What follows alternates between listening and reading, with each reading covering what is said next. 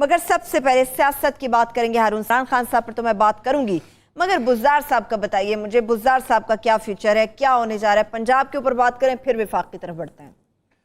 دیکھیے گزارش یہ ہے کہ اچانک اور دفتن جیسے قائد اعظم ایک دفعہ لندن تشریف لے گئے اور لوگوں نے کہا کہ کچھ کہیں تبرک کے طور پہ، آپ کو پتہ ہے وہ غیر ضروری بات نہیں کرتے تھے، تو اس دن سورج نکلا ہوا تھا، تو انہوں نے کہا برطانیہ کے لوگوں میں تمہارے لیے دھوپ لے کر آیا ہوں. کیا بات ہے، ایک ہی جملہ اور وہ بھی پاکستان میں بہت دنوں کے بعد دھند اور بہت یعنی گرد چھٹ گئی، اس کے بعد اذیت ناک ٹھنڈ کے بعد ایک مبارک دن طلوع ہوا ہے. آج کے دن ساری خبریں اچھی، الحمدللہ. ایک آدھ خبر بری ہے مگر ایسی بری نہیں ہے جس سے بہت خوفزدہ یا پریشان ہونے کی ضرورت ہے. مینجمنٹ کی ضرورت ہے. عمران خان کے راستے کے سارے کانٹے قدرت نے چن دیے ہیں. کیا بات ہے. کم از کم وقتی طور پہ مستقبل کا انحصار ان پر ہے، اگر وہ پالیسیاں ٹھیک بناتے ہیں اگر تو فائدہ اٹھائیں، کامیابیاں جو ہیں ان کا بھی مقدر ہوں گی. ملک میں ہمیشہ آپ سے کہتا ہوں کہ پاکستان ایک منور تقدیر رکھتا ہے، اور یہ بات میں شاعری میں نہیں کہتا. زندگی کے 25-30 برس میں نے اہل علم کے قدموں میں گزارے ہیں. تعویذ دھاگے والے نہیں اہل علم، راسخون فی العلم، جن کی زندگیاں گزر گئیں قرآن پڑھتے ہوئے، سیرت پڑھتے ہوئے، حدیث پڑھتے ہوئے، تاریخ پڑھتے ہوئے اور بنی نوع انسان کو سمجھتے ہوئے اور علوم میں ارکریزی کرتے ہوئے. پاکستان ایک وہ کہتے ہیں پاکستان ایک منور تقدیر رکھتا ہے اور پاکستان کو ڈیسٹنی گورن کرتی ہے. ایک دن میں کتنے عجیب واقعات ہوئے ہیں. $12 بلین اس سال آپ کو پے نہیں کرنے. $12 بلین آپ کو اس سال پے نہیں کرنے ہیں. جو آپ نے پے کرنے تھے ذرا اندازہ لگائیں، وہ آپ نے پے کرنے ہوتے ہیں. قرضہ کتنا بڑھتا ہے، مہنگائی کتنی ہوتی ہے، افراط زر کتنی بڑھتی، نفسیاتی دباؤ کتنا شدید آ جاتا، صنعت کاری کو کتنا نقصان پہنچتا. 1 ارب 38 لاکھ ڈالر، غالباً $40 لاکھ یا $38 لاکھ آپ کو آئی ایم ایف نے مزید پیسے دے دیے، اور یہ بھی ظاہر ہے آسان شرائط پہ تھی. سعودی عرب کی حکومت نے بدھ کے دن فیصلہ کیا، اچانک انہیں احساس ہوا کہ پاکستان کی ضرورت ہے. اور میں بہت دنوں سے سوچ رہا تھا کب انہیں عقل آئے گی، انہیں پتہ چلے گا پاکستان کی انہیں ضرورت ہے. سعودی عرب کو اگر اپنا دفاع کرنا ہے تو سعودی عرب کا دفاع امریکی نہیں کریں گے، پاکستان ان کے ساتھ کھڑا ہوگا، پاکستان کرے گا، اور فائنلی ترک اس میں شامل ہوں گے اگر بھی اللہ نہ کرے وہ وقت آئے. لیکن جب وہ وقت آئے گا جو تقدیر میں لکھا ہوا ہے، جو اللہ کے رسول نے کہا ہے کہ وہ مدینہ کی طرف بڑھیں گے صہیونی، تو اس دن پاکستانی فوج لڑے گی، اور ایسا لڑے گی کہ تاریخ اس دن بدل جائے گی. تاریخ میں اس دن اتنا بڑا انقلاب پیدا ہوگا کہ جو صدیوں کے بعد کبھی کبھی ہوتا ہے، بلکہ پوری انسانی تاریخ میں 2-4 بار ہی ایسا ہوا ہوگا. $17.5 کا فی بیرل پیٹرول ہو گیا ہے. زبردست.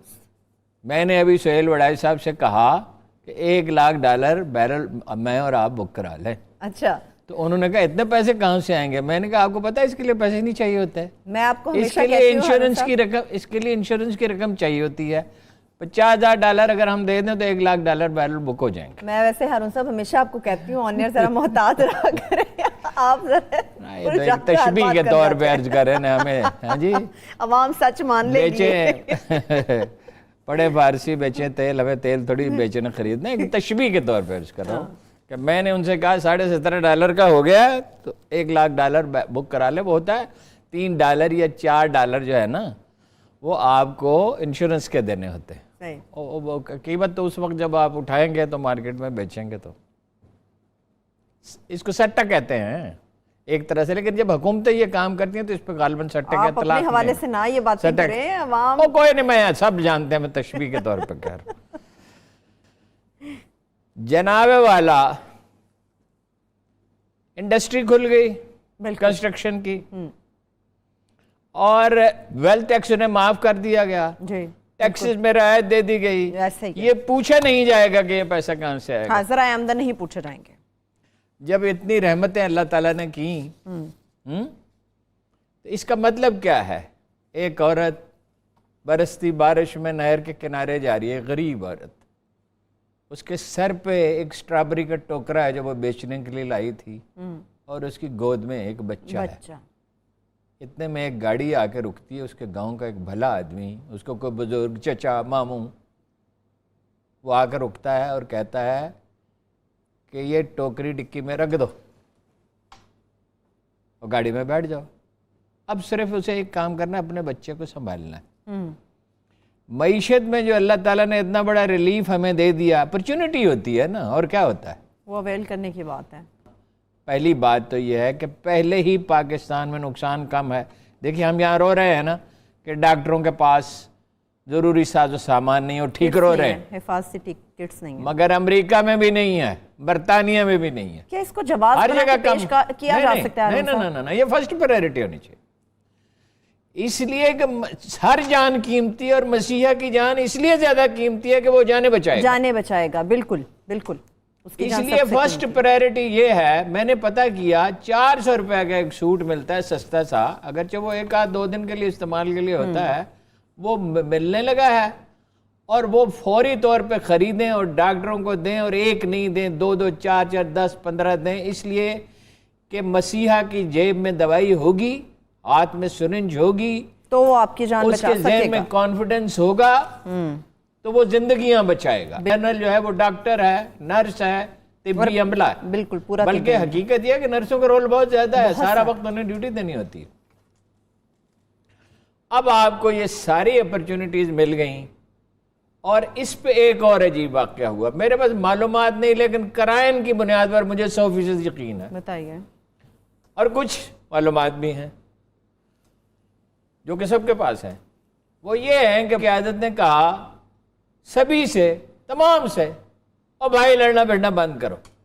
یعنی یہ جو اپوزیشن پرسوں سے لہجے حکومت۔ بدلنے شروع ہوئے، آپ نے جانا دیکھا ناصر حسین شاہ صاحب بھی ایسی شرافت کا مظاہرہ کر رہے ہیں جو معمول سے زیادہ ہے، ویسے وہ خیر ناصر صاحب اچھی باتیں کرتے، اور شہباز گل صاحب جن تو کو کافی بہت سخت لطف آتا رہتے ہے ہیں لوگوں کو چھیڑنے میں اور چڑانے میں، وہ اس قدر مفاہمانہ گفتگو کر رہے ہیں جیسے وہ ناصر شاہ کے ساتھ بحث نہ کر رہے ہوں بلکہ میرے پاس بیٹھے کافی پی رہے ہوں۔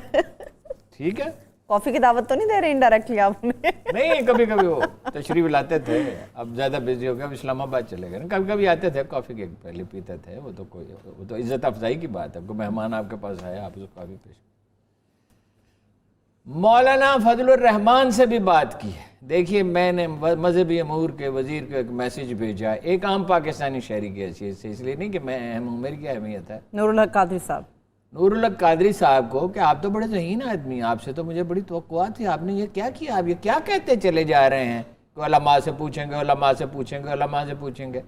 علماء سے ضرور پوچھیں، لیکن اگر بعض علماء کا رویہ جو ہے وہ فساد پہ تلے ہوئے تو اس کا مطلب کیا ہے؟ حکومت کو اپنی رٹ نافذ کرنی چاہیے۔